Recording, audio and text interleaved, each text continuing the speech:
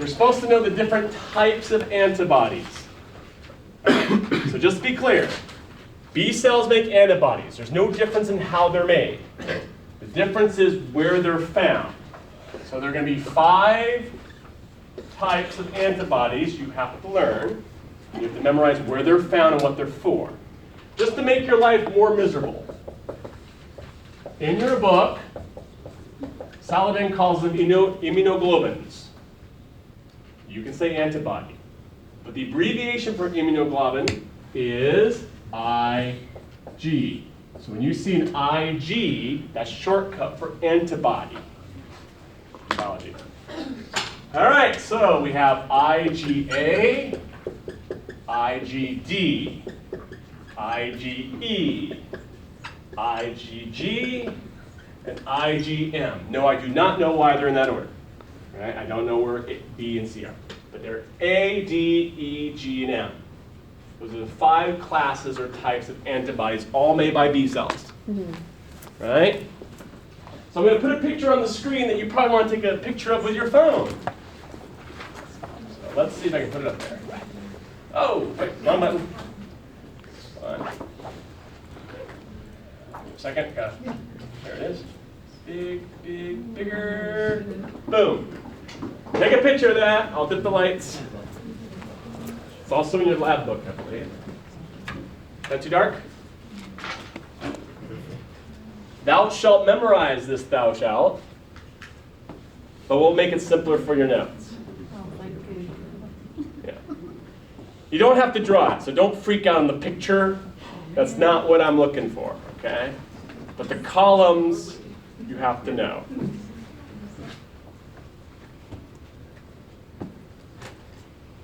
Give everyone a chance to do their photos.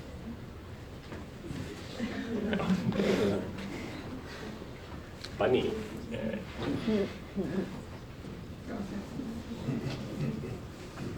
Let me know when you got it. So what we're going to do is we're going to reproduce that over here. All right.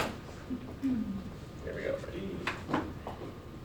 Okay, so we're going to go down the list one more time and write out what they're for. They're all for the same job. They all stick. There's different technicalities. We're going to start with IgAs. IgAs, right here. Blah, blah, blah, blah. Found in secretions. Body secretions where IgAs are found. Can someone name a secretion for me? Saliva. Saliva, milk, vomit, tears. Things that come out of my body will contain antibodies that will stick to antigens. So I'm going to secrete the landmines in my body's secretions. All right? Let's see. Why would you want them? Well, that's going to keep, when things attach, I can grab them when they kind of walk in. Right? So logic is I can bathe my body surface with antibodies. Okay, let's do IgDs. IgDs are on the cell membrane of the B cell. They're on the B cell.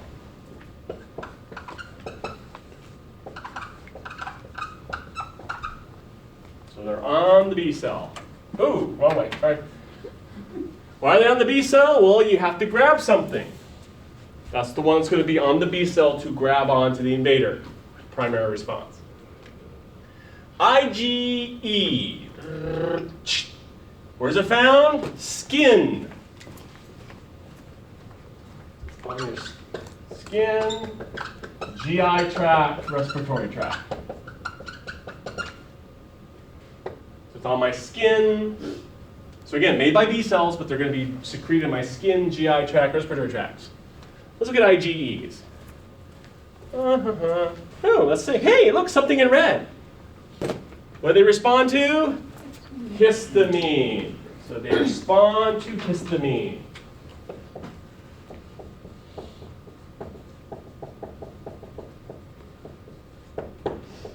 So they're found in my skin, GI tract, respiratory tract, and they're responsive to histamine. Right? IgGs. IgG, the most common one in your body. That's the one in the blood, so it's in the plasma. Majority in plasma.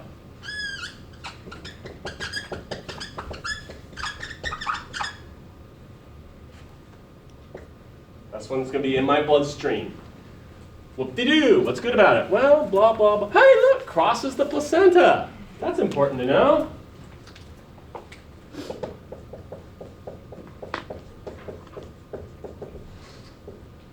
That one can cross the placenta. Right? IgMs. IgM. Oh, wow, 2 answers. It's in the B cell and in the blood. So IgM is on the B and in the plasma. That's 2 locations that you'd find it. Who cares? Well, I do, because over here it says is the first one released after infection. So the first release, the first one to respond.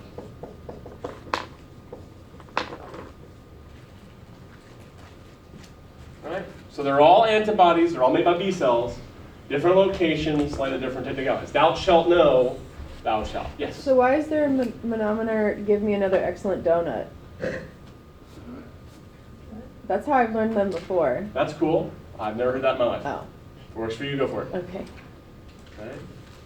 So you need to basically be able to quote this back to me when I ask next week. Make sense? What did you say about IgM? IgM's on the B and in plasma is the first released. What are the functions for the A and B? They're all the same function. They're all going to stick to the antigens.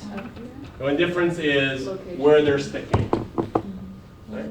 So a silly song that helps me remember them. This is really stupid. White guy talking here. So IgAs can flow away. Body secretions, tears. Right? IgDs are on the B. IgE is allergy. Because histamine inflames my lungs and skin. That's an allergic response. IgAs can flow away. IgDs are on the B. IgE is allergy. IgG is bloody baby. And IG, I don't know how to do that one. This falls apart. That's my little rhyme that helps me remember the difference between them. Yes? Does the fetus's immune system retain antibodies? Like, are they born with certain? Yes. You're born with every one of your mom's antibodies she gave you. They last for 6 months after weaning. So you get 6 months before you have to make them on your own. But you're making them the whole time. You just get 6 months of hers. Yeah. Does the order matter? No, I just did it alphabetically. Okay. This is not alphabetical. Okay?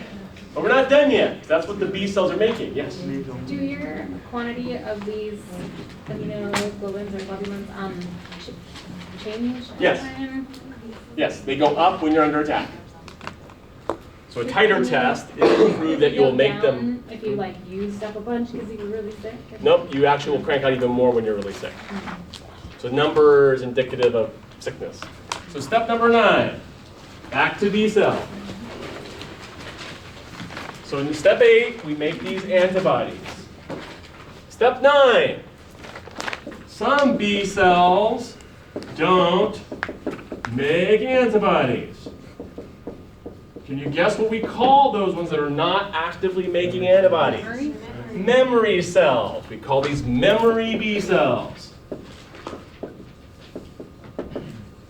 And what are they for? Why would you want memory B cells? Reserve. They're the reserves. They're going to remember it for next time. So just like a T cell, some of them are going to remember what to kill for the next round. Okay?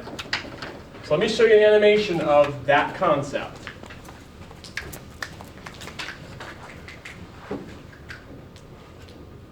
Where am I at?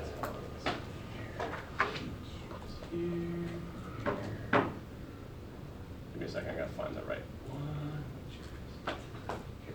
Okay, so remember we left off at the T cell system. Now we're going to do the B cell side. B cells also come in millions of different types, each able to recognize a particular antigen. When B cells become activated by T helper cells, they differentiate into plasma cells. Number 6. These plasma cells become antibody-producing factories, flooding the bloodstream with antibodies that can bind to the antigen involved in this infection. Antibodies If bind. you look, here's my pathogen, my antigen. Those antibodies secreted by the B cells should stick to them. That's what they're for. into the antigens on the surfaces of the pathogens, marking them for destruction by macrophages. Some of the B cells do not turn into antibody factories, but instead become memory B cells that may survive for several decades. Because of these memory B cells, the secondary immune response to a future infection by the same pathogen is swifter and stronger. This powerful secondary immune response is what gives immunity to some diseases after you have had them once or after you have been vaccinated. So it's the memory cells that are actually the ones you want, because if I survive it, then I'll remember it forever. Okay? So the logic of your immune system is I want to remember it so I'll never get it ever again. Right? So you're asking me, well, how does a memory cell really do that? Glad you asked. Let me show you a graph, and I'll show you another graph. Right? Here's the graph I want to show, was there, not that one. Where'd it go? Lost my graph. There it is. Boom. All right. This is a graph of antibody concentration, so antibody numbers made by B cells. Here is the arrow represents when I got the antigen, the non-self antigen. So the guy on the bus sneezes on me at time 0. How long did it take to start making antibodies? 1 week. 7 days, 1 week, right? Why does it take 1 week? Geez, it seems forever. Yeah, it does take forever. Tell me about the military. How efficient is it? It's not, right? So think about it. You have to find the antigen, APC, present, turn on helper T cells. Helper T cells have to clone your B cells. The B cells then have to replicate, right? That takes a week of time to do 1 through about 6, right? So once I get to step 6, I'm going to start cranking out, 7, 8, cranking out antibodies. So when do I get my peak antibody count? How far along? Week 2. So it took me 2 weeks from when you sneezed on me till I'm making a lot of antibodies that can trap you. So what happens in that first 2 weeks? You're sick? You are sick. The flu replicates in a day. You had the flu for a week and a half by now, right? So the flu wins because it's faster than your 2-week army, right? If you survive the flu, you will have memory cells. So arrow number 2 is when somebody sneezes on you again. And look what we get. The second time, what happened to the speed? Went up a lot more, a lot faster. Why is it so much better, stronger, faster the second time? Memory cell. I've already remembered how to kill you. I don't need to sit here and wait 2 weeks to do it. So your veterans are always better troops than raw recruits because they already know what to do. So every time I get infected, I have better memory every time. So I kill the flu before the flu kills me. Right? So I know Portland's anti-vaccine, but this graph should prove you that's really stupid because vaccines work on this principle. I give my kids number 1, so they have number 2 when the measles is in Disneyland. Right? That's the logic of this system is you build the memory by the vaccine, and then you have when the real thing tries to kill you. You don't have to wait 2 weeks for your measles. Right? So vaccines work by creating memory. So let's prove that. Can't prove it. Let me show you an animation kind of that. Right here, which is, where did it just go? Where'd it go? On here. I just lost.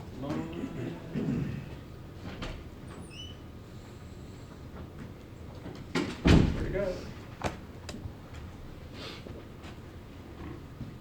think I just lost it here somewhere.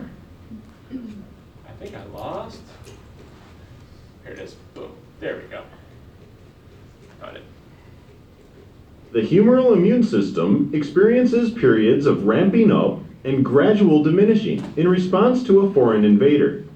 After the first exposure to an antigen, there is a lag period in which the exposed person's serum does not contain any detectable antibodies. So notice IgM is first. So as my B cells turn on, they're going to crank out IgM is the first one. Then later IgG, but it's going to take me a long time to make the first pass. Right? After several days, the concentration of antibodies slowly rises, followed by a gradual decline. This response is called a primary response. So it took me a week, roughly, to get going. a week to really get my body up to speed. So that's why you're sick for about a week between when I got exposed and when my body begins to fight it off, right? But now I have memory. So now, number 2. During the primary response, some activated B cells differentiate into long-lived memory cells. If these cells become stimulated by the original antigen, even years later, they rapidly produce antibody-secreting plasma cells.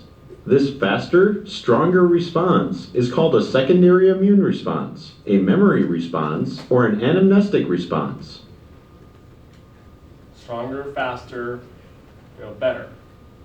So let's say you got infected a 3rd time. What do you think the memory cells would do the 3rd time or the 4th time? Better. Even better. I'm getting more and more memory. So the more times I'm exposed, the less I get sick every It's the time. same thing. It's the same thing. That's the catch. It has to be the same thing each time, right? So measles doesn't change. So 1 measles shot is good forever.